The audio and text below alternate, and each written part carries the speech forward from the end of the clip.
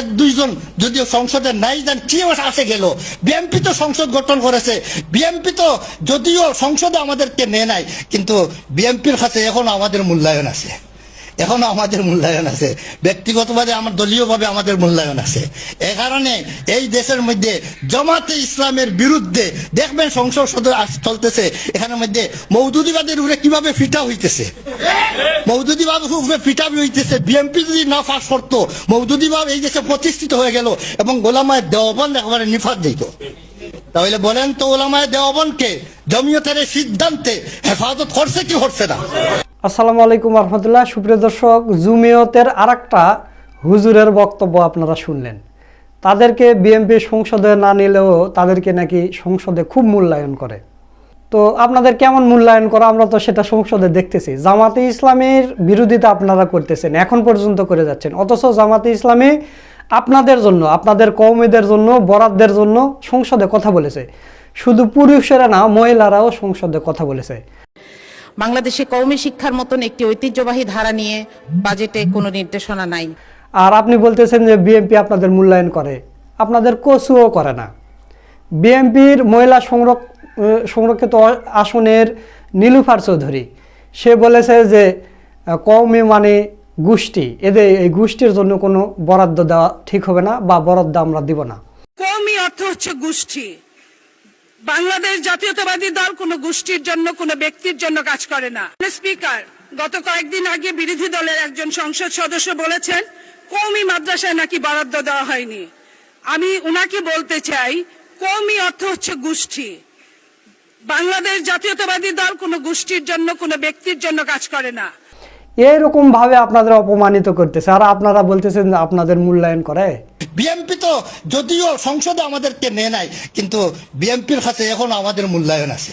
তো প্রিয় দর্শক, আপনারা এর আগে দেখেছেন যে উবাইদুল্লাহ ফারুকি, এদের হেড নেতা, সে বলেছে যে জামাতে ইসলামের কাপড় খুলে দিব, তারপর জামাতে ইসলামের সাইক্লোন আটকে দিয়েছি।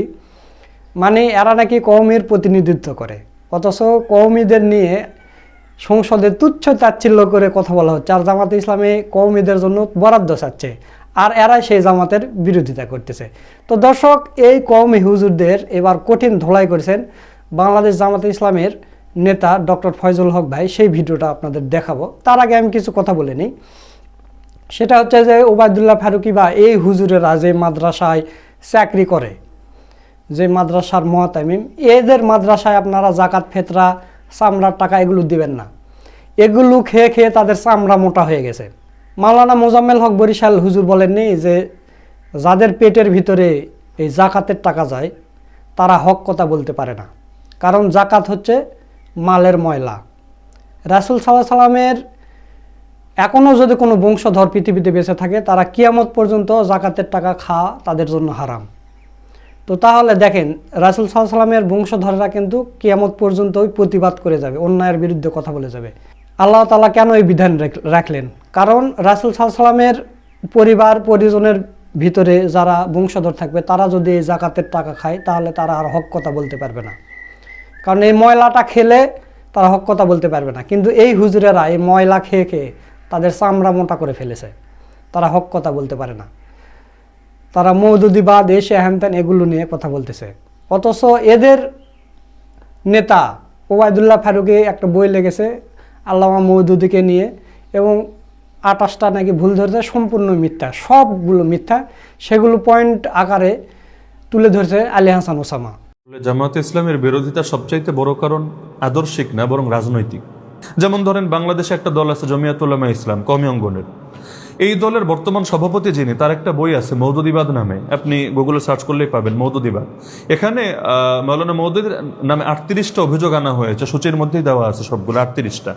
মজার ব্যাপার হলো 38টা অভিযোগের 38টাই মিথ্যা। একটা দুইটা সত্য হলে তো মনে সান্ত্বনা লাগতো যে মাশাআল্লাহ অন্তত আংশিক তো সত্য আছে, বাকিটা ভুল। 38টাই মিথ্যা। কিন্তু যিনি লিখলেন যেন তেন ব্যক্তি না, এত বড় একটা মানে কওমি অঙ্গনের গুরুত্বপূর্ণ একটা সংগঠনের সভাপতি এবং বড় একজন শাইখুল হাদিস এবং দেশের উল্লেখযোগ্য একজন আলেম।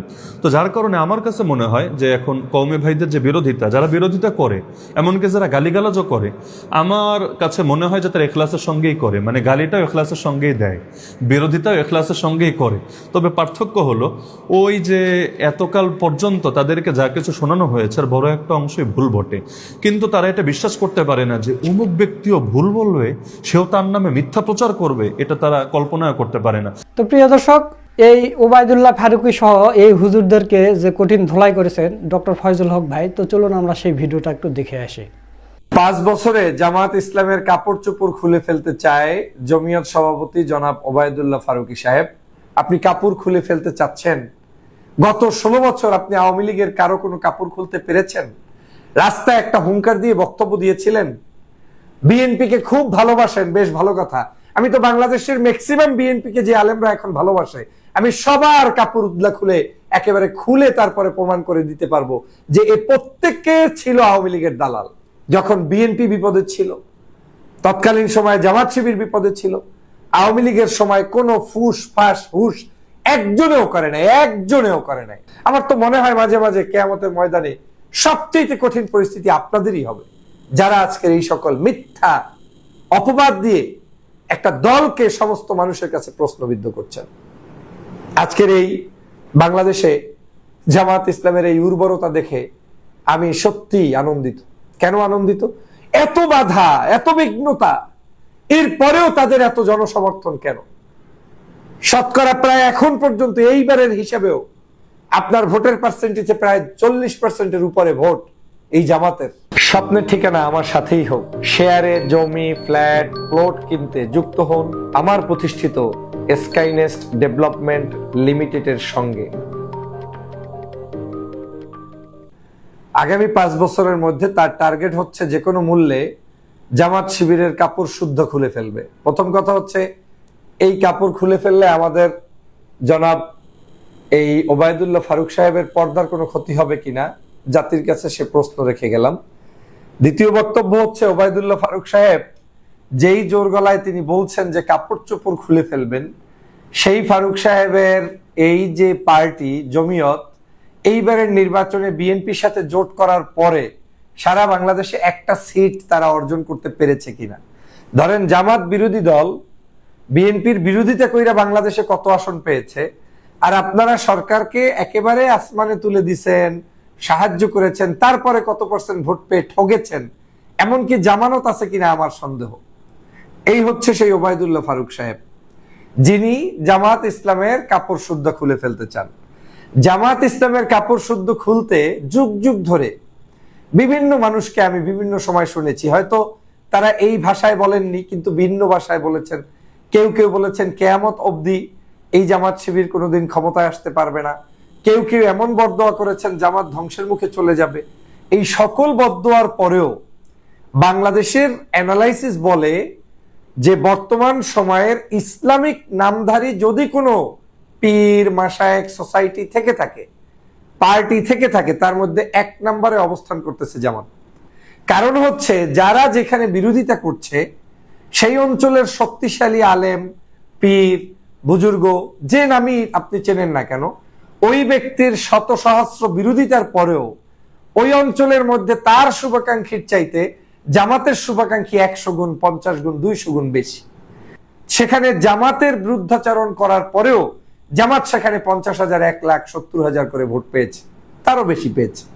তাহলে প্রমাণ হয় যে 100 গুণ, 50 গুণ বেশি পরিমাণ এত সমালোচনার পরেও জামাতের সমর্থন রয়েছে বাংলাদেশে। দ্বিতীয় হচ্ছে, যেই জামাতকে বাংলাদেশে কেউ কোনো ভালো মানুষই মনে করে না, মানে যেই সব লোকেরা এই ধরনের প্রোপাগান্ডা ছড়ায় যে না এটা কোনো ভালো পার্টি না, এটার দ্বারা কোনো ক্ষতি ছাড়া উপকার নেই, সেই পার্টিটাকে বাংলাদেশের জনগণ কেন এত বেশি ভালোবাসে?